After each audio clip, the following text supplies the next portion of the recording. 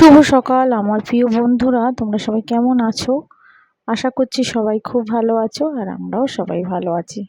আজ হচ্ছে সোমবার আর এখন বাজে হচ্ছে সকাল 8:30। তোমাদেরকে সবাইকে সাথে নিয়ে আজকে আরেকটি নতুন ব্লগ আমি স্টার্ট করব। আশা করছি ব্লগটা ভালো লাগবে। সকালে উঠে দেখো গ্যাস ট্যাসগুলি পরিষ্কার করে নিচ্ছি আর ওদিকে ছেলেকে ডেকে এসছি। আর ও তো জানো ওকে ডাকবো হচ্ছে ধরো 8:30, ও উঠবে 9টায়। আর ওকে আমি ওর জন্যেই যখন ও উঠবে আমি জানি তার আগে আধ ঘন্টা আগে থেকে ওকে ডেকে আসি। আর ও খুব চালাক, জানে মা তো আমাকে ডেকে গেছে এখন উঠবো না, ঠিক টাইম বুঝেই ওঠে। আর চুপ করে ঘাপটি মেরে শুয়ে থাকবে। আর যেদিনকা ধরো স্কুল থাকবে না আর আন্টিও থাকবে না সেদিনকা কিন্তু একদম সাত সকালে উঠে পড়বে। তো যাই হোক, দেখো গ্যাসটা পরিষ্কার করে এবার তোমার একটু গরম জল করে নেব। গরম জলটা তো রেগুলার এটা খেতেই লাগে। গরম জলটা খেলে না তোমার আমার পুরো একদম কাজের, অনেকের আছে চা খেলে শরীরে এনার্জি বেড়ে যায়, কিন্তু জানি না যে গরম জলটা খাই তখন আমার শরীরে অন্যরকম একটা এনার্জি লাগে, বলতে পারবো না কেন। গরম জলটা খাওয়ার অনেক পরে কিন্তু আমি অনেক কাজ টাজ করি, তারপরে কিন্তু স্নান করতে যাই। তাই গরম জলটা খেয়ে ওদিকে তোমার ডাইনিংয়ের কিছু টুকটাক কাজগুলিও করে রাখছি। জানলাটা দেখো খুলে দিলাম। জানলাটা খোলাতে কিন্তু একটু ডাইনিংটায় তাও তোমার একটু আলো হয়। আর দেখো ডাইনিংটা হয়তো তোমরা দেখতে পাচ্ছ কি না জানি না, ডাইনিংয়ের দেখো তো সোফার ওপরটা দেখো বইপত্র প্যান্ট কত কি রেখে দিয়েছে, সেগুলোও পরিষ্কার করতে হবে। আর এদিকে ফ্রিজটা কিন্তু কয়েকদিন ধরে আবার একটু পোছা হয় না, তাই আবার একটু তোমার কলিন দিয়ে একটু মুছে নিলাম। আর ওদিকে মাসিও চলে এসছে, মাসি ঘর ঠর ঝাড় দিচ্ছে আর আমি ভাবলাম একটু ফ্রিজটা পরিষ্কার করে নিই, কারণ একটু পরেই আবার সেই ঘর ঠর পরিষ্কার হওয়ার পরে যাই হোক এখানে রান্না জিনিস টিনিস সব কাটাকুটি হয় তো তখন পুষতে অসুবিধা হয়। আর একবার যদি তুমি রান্নায় ঢুকে যাও, মানে কিচেনে কাজকর্মে ঢুকে যাও, তখন কিন্তু এই এক্সট্রা কাজগুলি করতে অনেকটাই লেট হয়ে যায়। তাই সকালের দিকটাই যত পারি সকালের কাজগুলি করে নিই। আর এদিকে দেখো তোমার চলে এলাম বেড পরিষ্কার করতে। ছেলে কিন্তু এতক্ষণে স্কুলে বেরিয়ে গেছে। সকালের দিকে কি কি কাজ করেছিলাম সেগুলি আর তোমাদের সঙ্গে শেয়ার করতে পারিনি, কারণ আমার ফোনের চার্জটা জানো তো একদমই ছিল না। কালকে রাত্রে যে দিয়ে রাখবো সেটা আর দেওয়া হয়নি, ভুলে গেছিলাম আর একদম ঘুমিয়ে পড়েছি। সকালবেলা উঠে দেখি একদমই চার্জ ছিল না, যেইটুখানি দেখানো সেইটুখানি দেখিয়ে আমি কিন্তু চার্জে বসিয়ে দিয়েছিলাম। আর এদিকে আবার দেখো চার্জটা দিয়ে আবার কিন্তু ভিডিও করা শুরু করেছি। বেডটা ক্লিন করার পর ঘরটরগুলি দেখো গুছিয়ে নিচ্ছি। আর ওদিকে কিন্তু বড় ছেলে দেখো আমার সাথে বকবক করছে, আর ও জানি কি বলেছিল, ওর সাথে একটু রেগে রেগেই কথা বলছি। আর একটু তো পেছনে লাগার ওর অভ্যাস জানো। তা যাই হোক, দিকে ঘরের কাজ টাজ পুরো কমপ্লিট করে চলে এলাম একটু ভেন্ডি ভাজবো। আজকে কিন্তু আর আলু দিয়ে ভাজবো না, আজকে শুধু একটু ভেন্ডি ভাজবো। আর আজকে মাছ টাছ সেরকম কিছুই করব না, একটু ডিমের অমলেট করব। আর ওদিকে তো তোমার সকালের দিকটা ওদেরকে একটু টক ডাল করে দিয়েছিলাম আর একটু আলু সিদ্ধ মেখে দিয়েছিলাম শুকনো লঙ্কা দিয়ে, আর ডিম সিদ্ধ করে দিয়েছিলাম। তো ওই দিয়ে ছোটো ছেলে খেয়ে গেছে, বড় ছেলেও তাই খেয়েছে। তা এখন তোমার শুধু ভেন্ডি ভাজবো, কয়েকটা পটল ভাজবো আর ডিমের অমলেট করব। আর শাশুড়ি জানো তো সকালের দিকে একটু, আমি যখন ঘর ঠর পরিষ্কার করছিলাম শাশুড়ি আবার ঝিঙে আলু দিয়ে একটু পোস্ত করে নিয়েছে। ব্যাস এই হয়ে গেছে, আর তো বেশি কিছু রান্নার দরকার নেই। আর সত্যি এই গরমে একদমই যে অনেক কিছু খাবার করতেও ইচ্ছা করছে না, আর সত্যি বলতে কেউ খেতেও চাইছে না।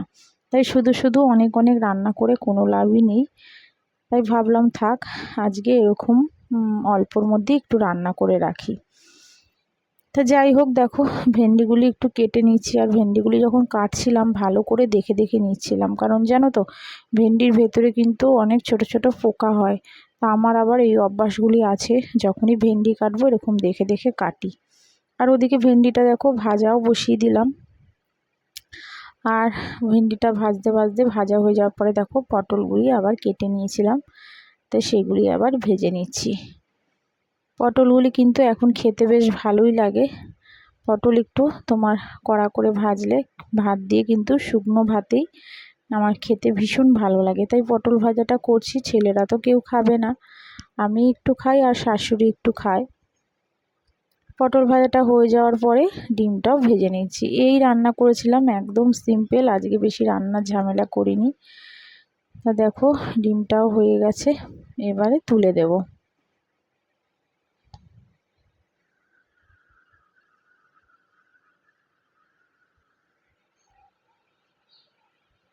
আর এদিকে রান্না বান্না কমপ্লিট করে আবার কিছু কেচে দিয়েছিলাম বলতে একটু শুধু সার্ফে থুপে দিয়েছি, কারণ এখন তো সেরকমভাবে কাচতে পারবো না, কারণ আমাবুঝি তো চলছে, এখন সেইভাবে কাচাকুচি একদমই হবে না।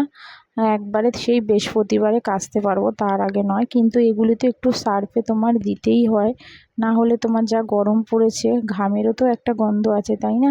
আর আমার তো জানো রেগুলার কাচা থাকে, তা শুধু এমনি একটু সার্ফে দিয়ে একটু থুপে দিচ্ছি, আর কিছুই না। কোনো আওয়াজ করে কাচা বা ব্রাশ দিয়ে ঘষা এসব কিন্তু আমি কিছু করছি না, শুধু তার সার্ফে ডোবাচ্ছি আর তুলে ধুয়ে দিচ্ছি। তাই এগুলি মেলে ঠেলে দিয়ে কিন্তু ওদের খেতে ঠেতে যাই হোক দিয়ে দিয়েছিলাম। আর আজকে সেরকম বেশি রান্না তোমাদের সঙ্গে কিছু শেয়ার করতে পারিনি। কাচা ধোয়ার পর তারপরে একবারে আমি পরিষ্কার হয়েও কিন্তু একটু গোপালকেও জল বাতাসা দিয়ে দিয়েছিলাম, কারণ দুবার করে গোপালকে খেতে দিই, একবার সকালের দিকটা দিয়েছিলাম আর একবার তোমার রান্না টান্না হয়ে যাওয়ার পরে, তখন মানে গাটা ভালো করে ধুয়ে তারপরে কিন্তু গোপালকেও পুজো দিয়েছিলাম, দিয়ে ঠিয়ে তারপরে আবার খাওয়া দাওয়া করেছিলাম। আর দেখো এই সময় কি রোদ, এখনও কি রোদ, এখন কিন্তু তোমার 3টের মতন বাজে। দেখো পুরো আমি তাকাতে পারছি না, মানে এত রোদটা আমার পুরো ব্যালকানিতে চলে আসে। এই সময়টা কিন্তু একদমই ব্যালকানি গেটটা খোলাই যায় না, আমি কিন্তু গেটটা তখনই দিয়ে দিই। আবার সেই তোমার 5টা 5:30টার পরে আবার একটু খুলি, নাহলে যে না ঘর তোমার পুরো একদম আগুন হয়ে থাকে, আর ঘরে সত্যি বলতে থাকা যায় না।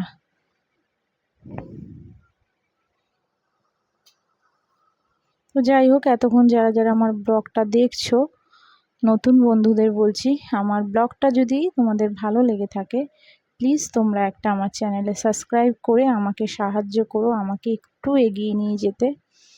আর তোমরা পাশে থেকো। আমার আমার ব্লগটা কারা কারা দেখছো, অনেকেই কিন্তু ফুল ওয়াচ করছো না, আমি দেখতে পাচ্ছি, হয়তো কমেন্টস করে ছেড়ে দিচ্ছ। কে ফুল ওয়াচ করছো কে করছো না সেটা কিন্তু আমি ভালো করেই বুঝতে পারছি। আর প্লিজ তোমরা দেখছো ঠিকই, কিন্তু লাইক করছো না, একটা লাইক অন্তত করো, সাবস্ক্রাইব করো। আর এটা হচ্ছে তোমার সন্ধ্যাবেলার দিকটা, দেখো একটু চা করে নিচ্ছি। ছোটো ছেলে বললো যে মা একটু ম্যাগি করে দাও, তাই আমি আগে চাটা করে চাটা কিন্তু বসে খেয়ে নিয়েছিলাম, খেয়ে আবার ছোটো ছেলের জন্য ম্যাগি করে দিয়েছিলাম। আর বড় ছেলে ছিল না, ও গেছিলো পড়তে, ওর বেশিরভাগটাই তোমার 5টা থেকে নাহলে 7টা থেকে কোচিং থাকে, তা সন্ধ্যাবেলার দিকটা ও কিন্তু বেরিয়ে যায়। আর এসে যাই হোক একটু করে দিই। তা কালকে এসে বলেছিল মা একটু পরোটা করে দাও, রিফাইন তেলটা যেন একদম শেষ হয়ে গেছিলো, তাই আর পরোটা করে দিতে পারিনি। ও একটু বিস্কুট কিনে খেয়ে নিয়েছিল কোচিং থেকে আসার পরে। আর এটা দেখো ছোট ছেলেকে একটু ম্যাগি করে দিচ্ছি, ও বলেছিল যে মা একটু ডিম দিয়ে করে দাও, তা দিইনি ডিম দিয়ে করে, কারণ তোমার ও 6টার সময় এসেই ভাত খেয়েছে, তাই ওকে বললাম যে না এখন একটু প্লেন খাও, কারণ যা গরম পড়েছে, তারপরে এই গরমে যদি বাচ্চা কাচ্চার শরীর খারাপ হয় তখন তো আর এক চিন্তা, সামনেই এক্সাম রয়েছে। তাই আর ডিম দিয়ে একদমই দিইনি, বললাম সকালের দিকটা তো ওদের ডিম দিয়ে দিই যেন ওরা খায়, তাই আর ডিম দিয়ে দিইনি, একদম প্লেন ম্যাগি করে দিয়েছি। চলো ছেলেকে দিয়ে দিলাম। তাহলে চলো আজকের মতন ব্লগটা এখানেই শেষ করছি, তোমরা সবাই ভালো থেকো, সুস্থ থেকো, আর আগামীকাল আবার তোমাদের সঙ্গে দেখা হচ্ছে আরেকটি নতুন ব্লগের সাথে। তাহলে আজকের মতন সবাইকে টাটা।